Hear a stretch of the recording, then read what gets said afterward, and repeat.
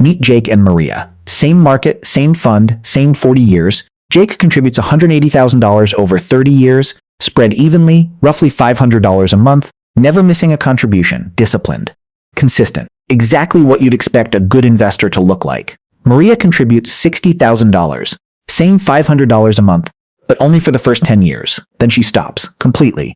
Not one more dollar for the next 30 years. Both accounts earn the same 8% average annual return the entire time. 40 years later, Maria, the one who put in a third as much money, has more than Jake, by more than $250,000.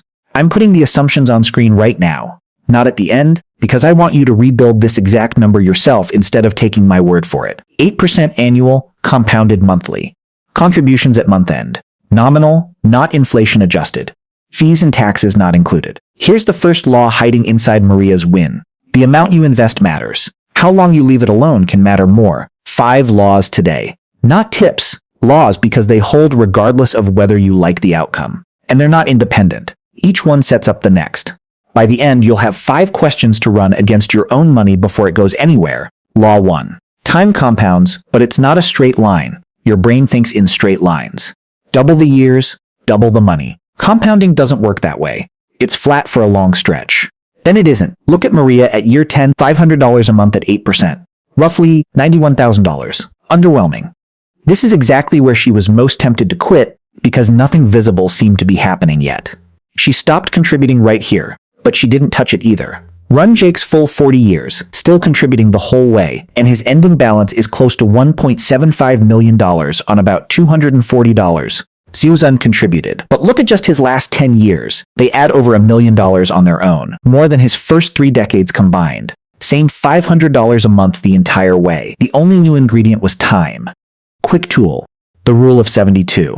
Divide 72 by your expected return, and that's roughly how many years until your money doubles. At 8%, that's about every 9 years. Over 40 years, that's not 2 doublings, it's 4 or 5. Start 10 years late, as Maria's contributions did in a sense, and you don't just lose 10 years of contributions, you lose the last doubling. The biggest one, sitting at the top of the curve. Maria's $91,000 at year 10 still got to sit through every one of those remaining doublings untouched. That's the whole trick. But time has a limit, and it's the setup for what's next. It can only compound something you actually own. Money sitting as uninvested cash doesn't get any of this curve. Neither does money you spend. Time rewards what you own. It does nothing for what you spend. Law 2. Cash flow and equity are not the same money. 2 kinds of money move through Jake and Maria's lives, and mixing them up is one of the most expensive habits I've watched people build over 30 years of doing this. Cash flow is what comes in and goes back out, a paycheck. It keeps the lights on, but it's a river. It only flows while you're standing in it working. Equity is what you actually own and don't consume. Shares, a stake in a business, property. That's a reservoir. It's the only one of the 2 that compounds, because it's the only one you're not draining every month.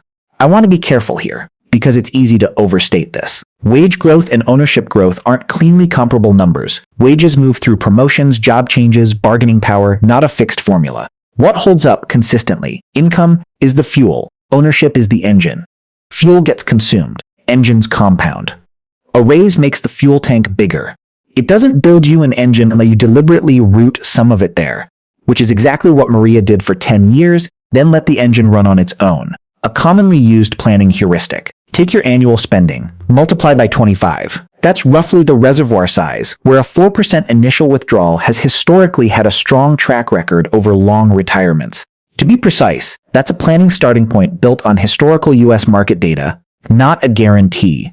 Spend $60,000 a year, you're building toward roughly $1.5 million in equity. Not income, equity. Law 3. Leverage multiplies everything, including the ending. Here's where ownership creates its own trap, and it's the same one that's taken down people I've personally advised. Once you own an asset, there's a tool that promises to make it grow faster. It's real.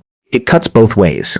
And most of the disasters I've watched didn't come from a bad asset. They came from what's next. Income keeps you employed. Ownership keeps you free. Say Jake, instead of just investing steadily, decides to buy a $300,000 house with 10% down. $30. Susan of his own money. The bank covers the rest. The house rises 10%, now worth $330,000. He didn't make 10%. He made 100% because the bank's money moved with his. Every video stops there. I won't Because I've sat across from the people on the other side of it, same house drops 10% to $270,000.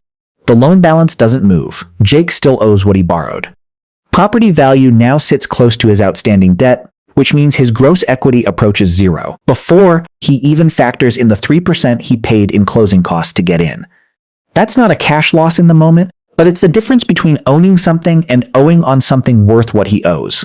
The stock market version moves faster and is less forgiving, because it can end before you see the bottom coming. Say Jake puts in $50,000, borrows another $50,000, and buys $100,000 of stock. This is an illustrative example. Actual thresholds vary by broker, security, and account type. In a scenario like this, a drop in the high 20% range can be enough to trigger a margin call. The lender doesn't ask. They sell his position to protect their loan, often at the worst possible moment, locking in a loss he never got the chance to wait out. Maria, holding the same shares outright, no leverage, just waits. Jake doesn't get that choice. It's already been made for him. This is the pivot point of the video. Leverage doesn't create anything. It multiplies whatever's already there, gains and losses, in equal proportion. Which raises the real question. If a single bad stretch can erase years of compounding in one move, how do you make sure you're never the one holding the position when it happens? That's not a leverage question anymore. That's a survival question. Law 4. Losses and gains are not mirror images. 2 laws left. These decide whether Jake and Maria are even still in the game by the time the first 3 start paying off. Lose 10%. You need about 11.1% to get back to even. Manageable. Lose 50%. You need 100%. You have to double what's left just to return to where you started. Lose 90%. You need 900%. Lose 99%. You need 9900%. Lose 100%. And no number fixes it. Compounding has exactly one enemy, 0. Every gain in this chain is a multiplication, and anything multiplied by 0 stays 0, no matter what happens afterward. Here's the part that should change how you actually size a bet. Say Jake finds genuinely excellent odds, an 85% chance to win, and when he wins, he's up 50%. He goes all in and rolls the entire stack into an identical bet 10 times in a row, the odds of surviving all 10 runs, 0.85 to the power of 10, 19.7%. Great odds on paper. Roughly an 80% chance Jake gets wiped out anyway. Not because the bet was wrong, because sizing it at 100% meant one loss could end the whole run, and across 10 tries, one loss stops being bad luck. It becomes close to certain the goal was never to win big once. It's to never be forced out of the game. Law 5. You can't outpick the market, you can only own it. You've heard that some genuinely wealthy people don't diversify. They concentrate heavily in what they know and control. That's often true, with a condition that usually gets left off. They're concentrated in the one thing they have deep understanding and real control over, usually a business they built themselves. That's not a gamble. That's an edge. Take away the understanding and the control, and the identical move becomes something else, which is exactly the trap Jake would fall into trying to beat Maria's return by picking individual stocks instead of just staying the course. A landmark study by finance professor Hendrik Bessembinder examined every U.S. common stock from 1926 to 2023. Over 29,000 of them, just over half, 51.6%, had negative cumulative lifetime returns. More than half of individual stocks in a century of data lost money. So, how does the market as a whole go up? The same research found the best performing 4% of companies accounted for the entire net gain the U.S. stock market produced above the risk-free rate over that period. A small group of enormous winners carried everyone holding them. And before you tell yourself you'd have picked those in advance, the eventual winners looked essentially identical to the ones that went to zero beside them. That's not a knock on your judgment. It's what the data shows about everyone's judgment, including professionals paid to do exactly this. To be precise about what that 4% statistic proves, it doesn't mean owning an index guarantees you capture every future winner. It means you don't need to identify the winners in advance to benefit from them. Owning the whole market gives you exposure to that 4% without requiring the prediction. This is exactly what Maria did. She never picked a stock. She bought the fund and left. The chain time compounds, but only what you own. Ownership grows, but can be amplified by leverage. Leverage amplifies everything, which means a single bad stretch can end you, unless you respect survival. Survival means never betting so big one loss wipes you out, but that only protects you from bets you understand. It says nothing about the ones you don't, which is where humility comes in. 5 laws. 1 chain. Break any single link and the other 4 can't hold the weight. Before you put $1 anywhere, ask, Can this actually compound?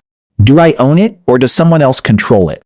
What happens to me specifically if this fails? Could one loss take me out of the game? Could I explain out loud exactly how this makes money? Go back to Jake and Maria, same market. Jake invested 3 times as much. Maria won, not on luck and not on a smarter pick. She simply broke fewer of these 5 laws, starting with the first one. She left the money alone long enough for time to finish the job. You now have the framework, running it by hand. Your spending, your timeline, your actual portfolio takes real time. That's the exact problem the Wealth Logician's Vault was built to solve. Links below.